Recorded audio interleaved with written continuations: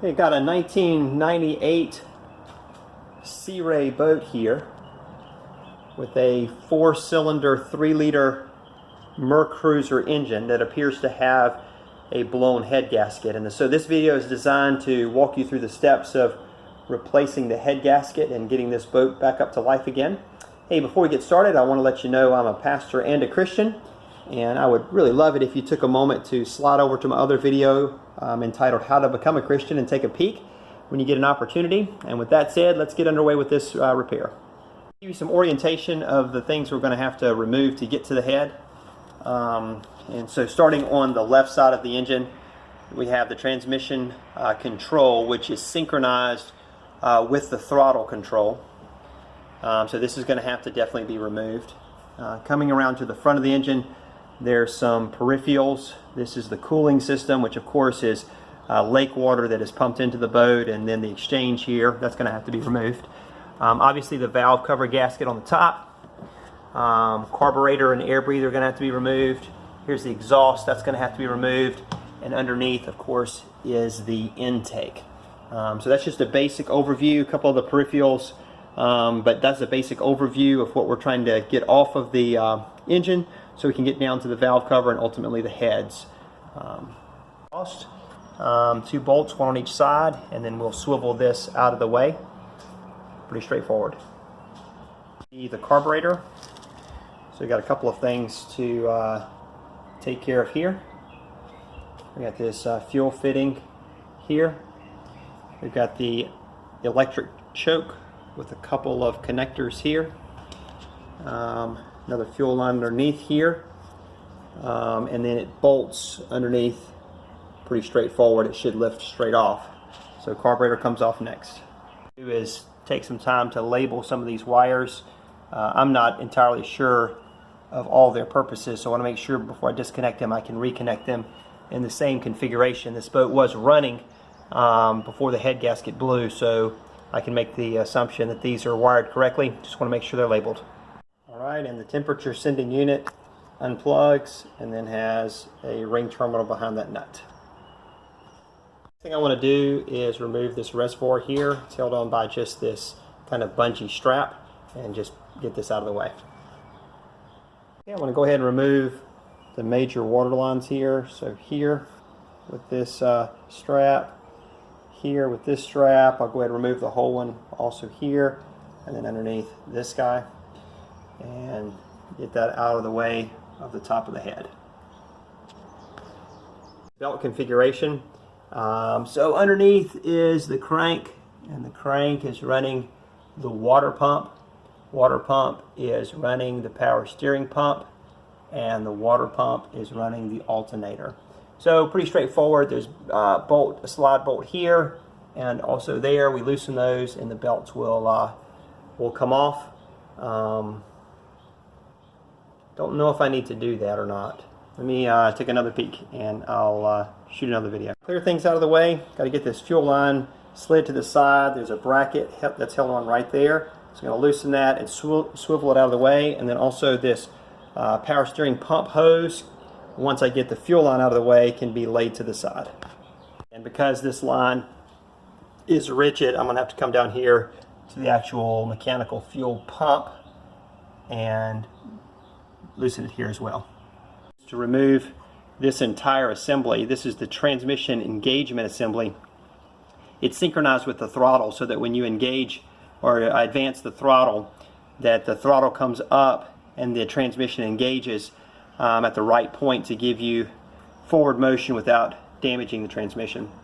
So I want to keep it intact, don't want to make any adjustments. There are a couple of bolts underneath. You can see one there to the right of that assembly, and then over here, it's really hard to see, but those bolts there also hold it in place onto the head. So I'm going to remove that and then just take the whole assembly and slide it to the side. I might cable tie it just to keep it in place and out of the way. Bearing on our spark plug wires here. So the center is there, and then bottom right of the distributor goes to, we'll call it number 1. Top right goes to number 2. Top left goes to number 4, and bottom left goes to number 3. Okay, so it's got some orientation. By the way, there's also one more bolt right there that's got to be taken off to remove that module.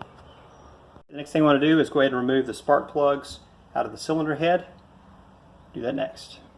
You need to loosen the alternator as this bracket is a part of the head. So go ahead and take the alternator off. I believe the other stuff can stay intact without a problem. Down to the intake / exhaust, which is one piece on this engine. Appears there are 4 bolts that hold it on. I believe there are 4 bolts that hold it on. 1, possibly 5. 1, 2, 3, 4, and 5. And as you can see, in some cases the bolts are in particularly bad shape, so I may have to grind those off. We're going to remove those, and the intake exhaust should come off the side here. So the intake / exhaust is off. Still need to remove these studs, get them off of the head. That should be pretty easy. Just to give you an idea of what it took to get the nuts off, had to use a hacksaw and a hammer and a chisel and basically bust them off. So they're out. Going to take these studs off, and the next step will be to remove the bolts that hold on the valve cover gasket that go all the way around the perimeter. Then we'll have a look inside at the valves. Okay, got the valve cover off here. Of course, here's the top of the valves. Pretty self-explanatory here. There's a nut that holds on the top of the valve. Here's the push rod by the side.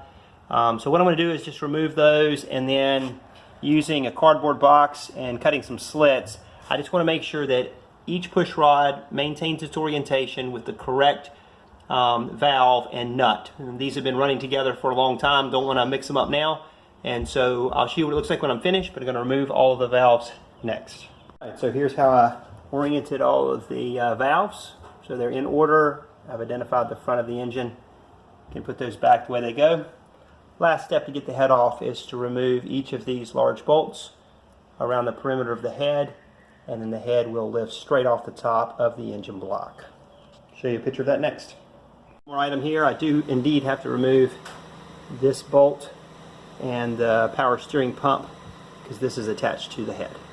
Okay, so the head is off of the engine, and let me show you the exact point of failure. If you look right between the 2 center cylinders at the gasket, you can see it's completely missing. So you would have no compression in either of those 2 cylinders because of the bleed by right there. So found the problem, just need to replace the head gasket, have the head serviced by a local machine shop, and then we'll begin reassembly. And so I'll shoot some more video as I put things back together, but I think we're in good shape as far as solving the problem. While the head is being serviced at a local machine shop to be resurfaced and reworked, I've done a couple things using a lint-free towel, some WD-40, a pick, a razor, and a shop vac. I've gone over the head and removed any excess gasket material, vacuumed as I worked so none of the debris fell down inside of the cylinders, and then I've sprayed the cylinders with WD-40 just to prevent any rust from accumulating over the next couple of days. It probably wouldn't anyway, it's just a precautionary measure, but I don't want any rust developing over the next couple of days while this sits out in the open. So we're in pretty good shape, just waiting for that head to come back, and we'll start shooting video of reassembly. Head is off to the shop, and we're trying to determine exactly what caused the overheat problem. This is the intake and exhaust manifold we looked at earlier, and we're just taking this apart. It's really rusted up. We took the end cap off, and this is the passageways through the intake. So clearly this was blocked, and we probably got an overheating of the intake that mitigated over to the engine compartment. So we'll get this cleaned up or replaced, and I think we'll have it on the road. We're just about ready for reassembly here. I've got the head that's been completely reworked by a local machine shop. We have replaced that intake with a used one. We've painted all of the parts and rebuilt the carburetor. Everything looks really sharp. Inside the boat here, we've got the engine painted so that preventing additional surface rust.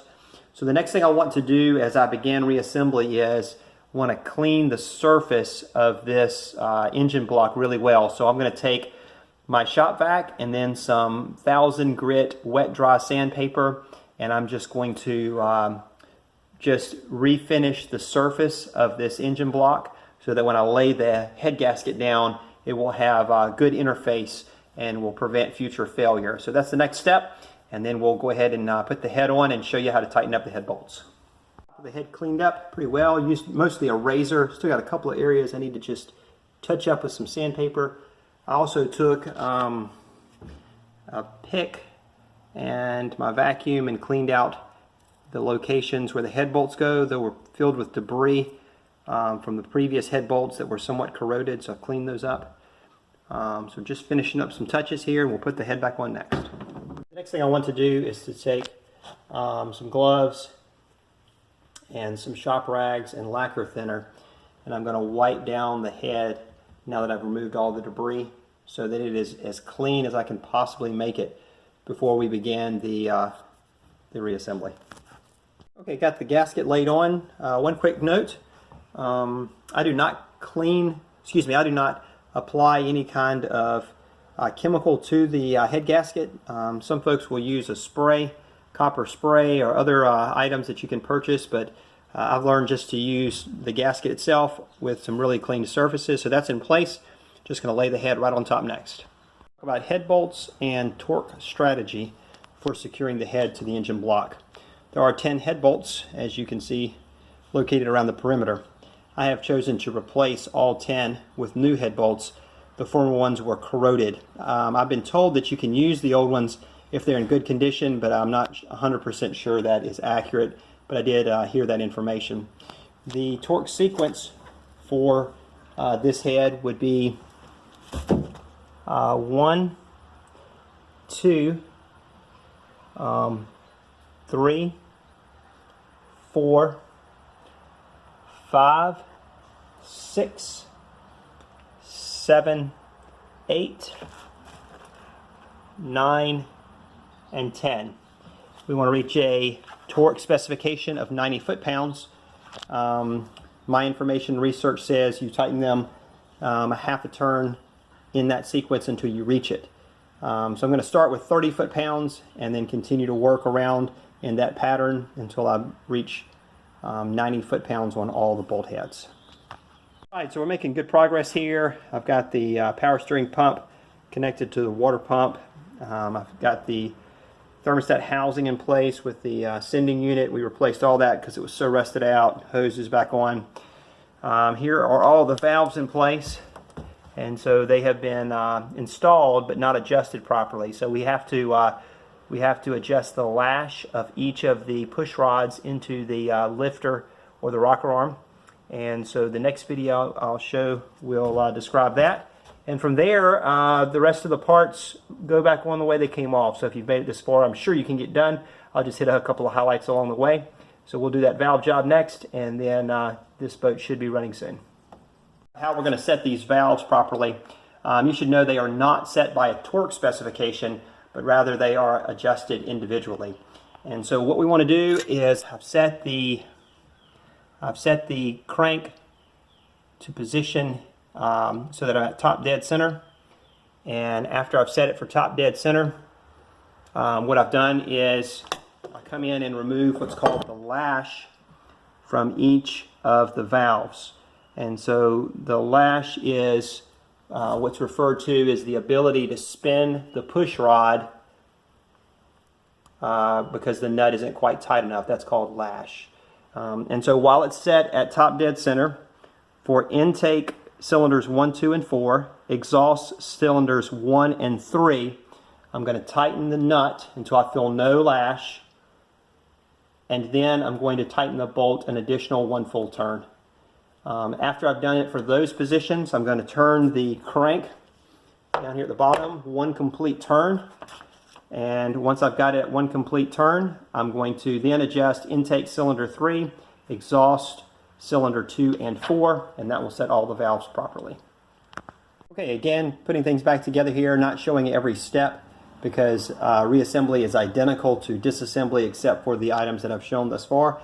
but I did want to give you a chance to take a peek at the engine and see how it's coming back together. So the alternator's back on, though not secured. I've got the intake exhaust manifold ready to be put back on. Studs are in place, gasket is in place, valve cover gasket is on. So getting pretty close. Probably take one more shot of this complete and then give you a chance to see it up and running again, hopefully. Peek at the progress. So intake's on, everything but the carburetor exhaust is all set. On this side we have all the ignition stuff in place back where we found it. So the only thing left is the fuel system, including carburetor, and the electrical system, which is just a couple of connectors. So I've got those labeled.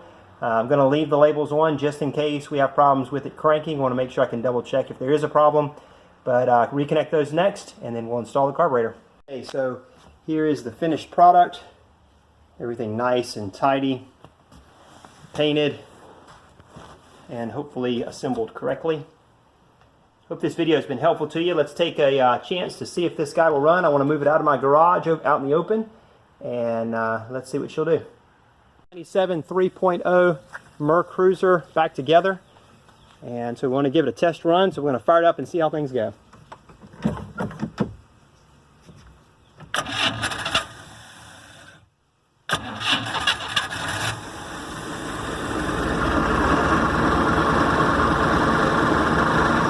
Alright, so we're up and running. Thanks for watching. Remember, I'm a pastor and a Christian.